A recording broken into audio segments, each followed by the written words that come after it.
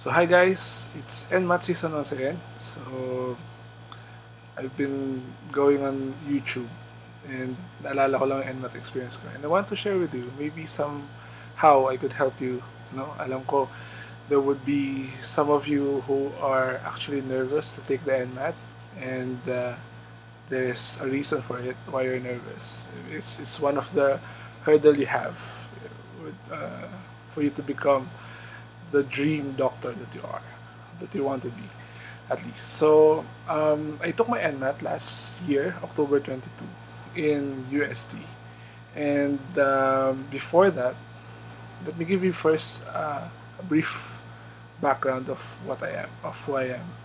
So I'm 29 years old, and I graduated back when I was around 21 years old. So after graduation, I actually um, didn't aspire to be a doctor somehow. I don't think of a long time learning. So I pursue my um, working experience, and actually I got out of the country and work abroad, and I've been working for 7 years, and then I just decided I really want to be a doctor. So I go back home and I actually give up my job. So, and guys, my background is not totally clinical. Wala akong clinical experience, hospital experience at the very least. So it would be very hard for me to actually adjust further.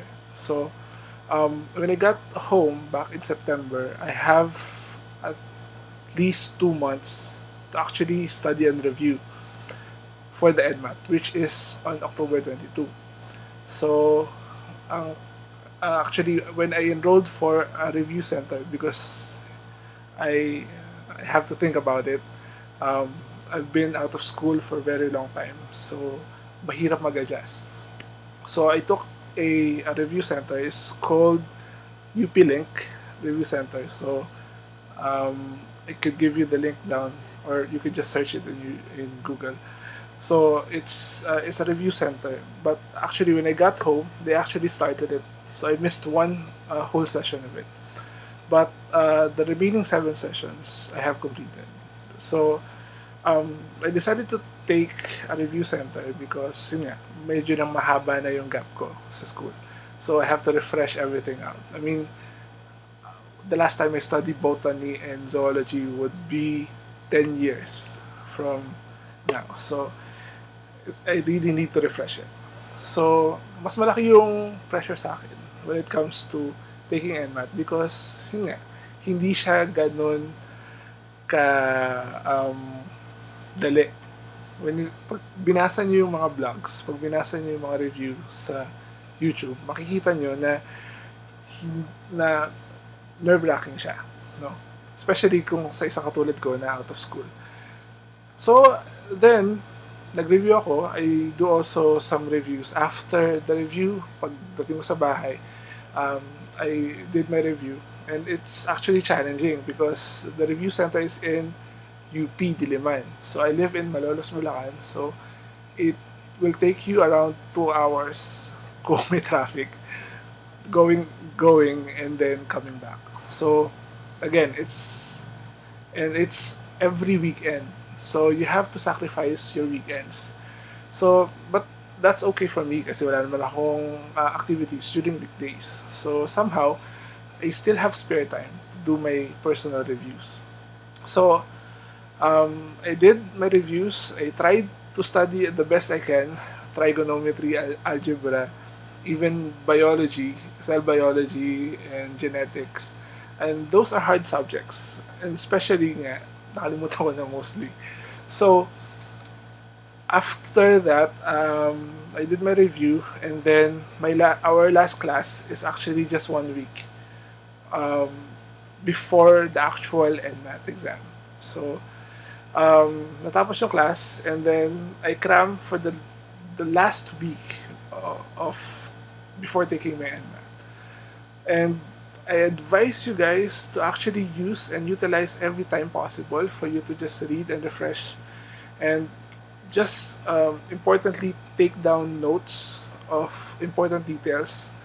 And especially dun sa review center, may mga review center na nagbibigay actually ng mga possible questions na pwedeng lumabas based on the past NMAT questions. No? So, somehow, it gives you 1 point at least, or a few points kung matatandaan nyo yun. But, kung NMAT, dumating yung NMAT, and it was actually 7 o'clock.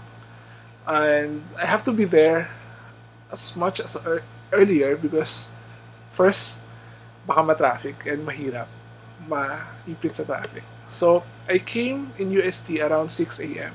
Actually, nag-drive na ako from Malolos around 4:30. So, nakarating ako doon ng 6 a.m. And around that time, guys, this is again another tip. Be on the venue as early as possible, especially if you drive at wala kayong kasama kasi mahirap mag-parking. So, maghanap na kagad kayo ng parking and then just wait on the venue. And then, look for your name dun sa listahan kung saan yung room. Doon nakalagay naman siya dun sa confirmation ng CEM na ipapadala sa inyo sa room assignment nyo. But, just to make sure, there's in UST mostly yung kasi yung venue ng exam nakapost na dun sa pinto pa lang yung list of names. So may mga now don't bring also many stuff because you will not be allowed to actually take it inside.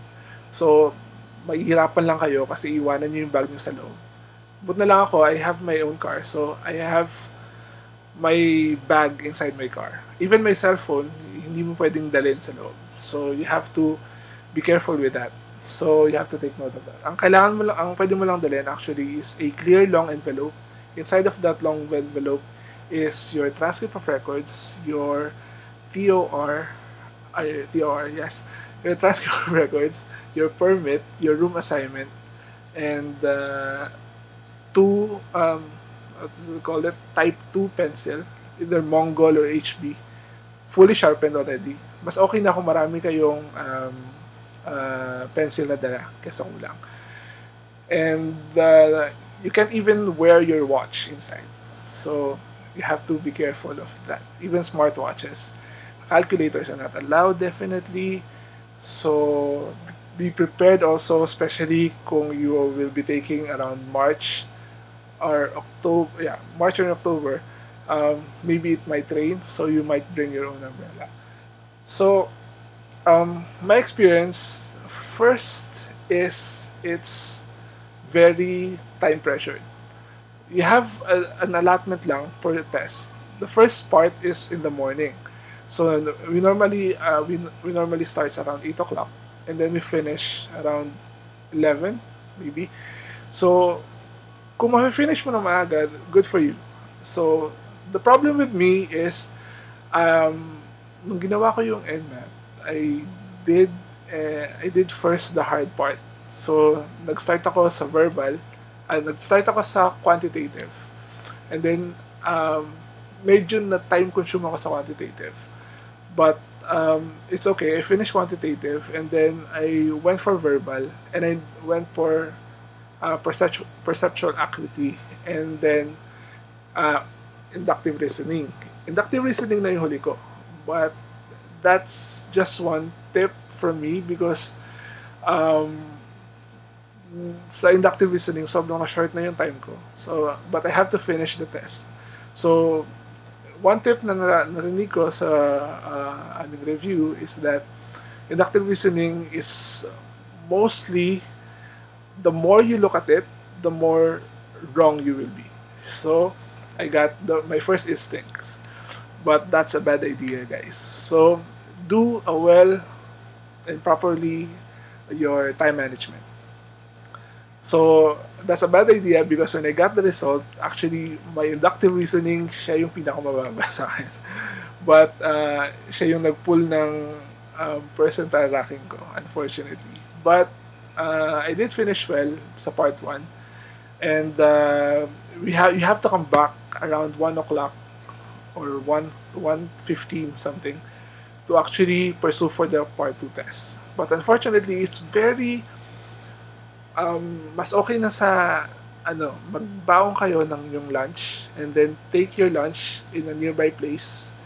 If you have your family with you or you have some companions with you, sila na yung bumili ng lunch for you so that you could save time because actually mahaba yung pila. Pagkatapos ng lunch break, pipila uli kayo because there's again another inspection of your bags. And you will not be allowed again to bring anything inside. So, sobrang haba ng pila. Nung dumating ako around 12:45, yung pila na is nakaikot na siya sa gilid ng building at nandun na ako sa gilid ng building. So, mahabang pilahan at mainit. So, tip guys, magbaon na kayo ng yung lunch and just very light lunch para rin hindi kayo, alam mo yun na, mag number 2, sabi nila. So, yun. And pagdating nyo, at pag napasok na kayo sa inyong assigned room, you will go and proceed with part 2. Part 2 of your exam would be consisting of physics, biology, chemistry, and social sciences. So, the very tough 3 subjects is, of course, chemistry, biology, and physics.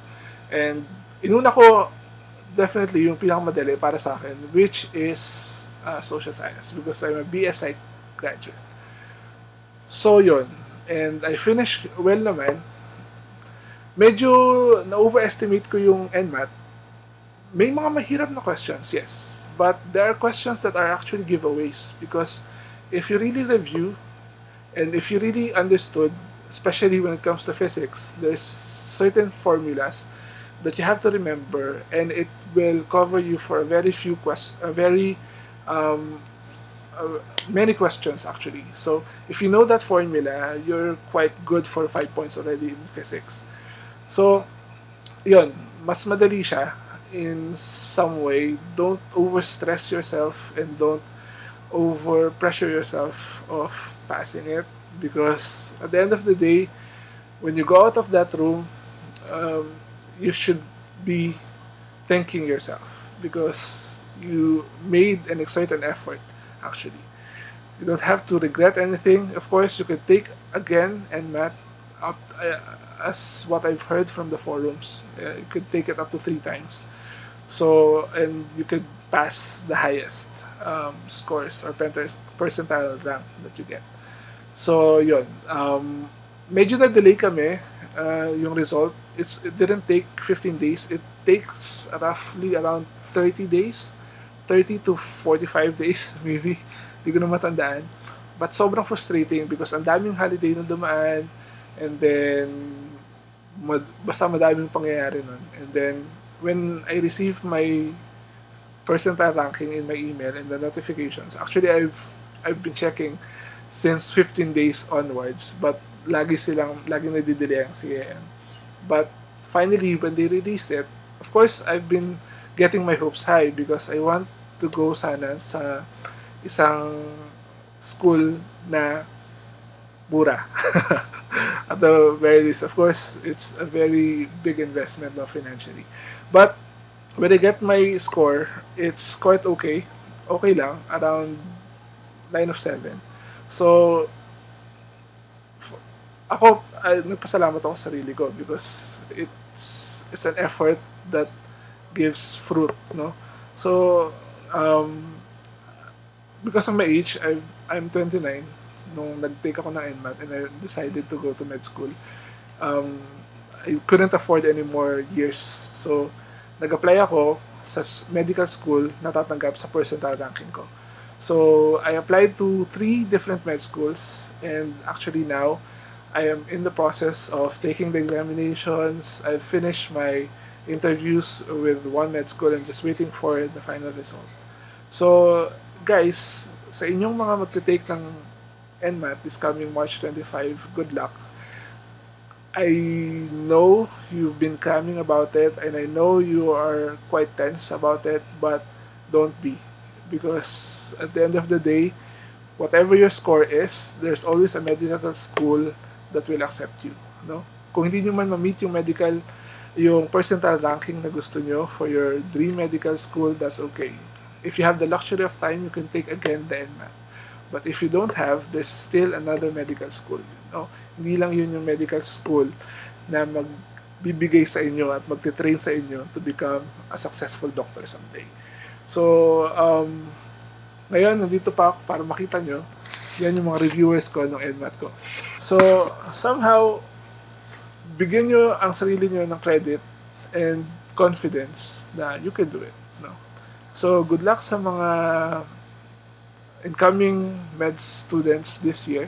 Hopefully, ay maging kaklase ko kayo. So, this coming 2018-2019 school year.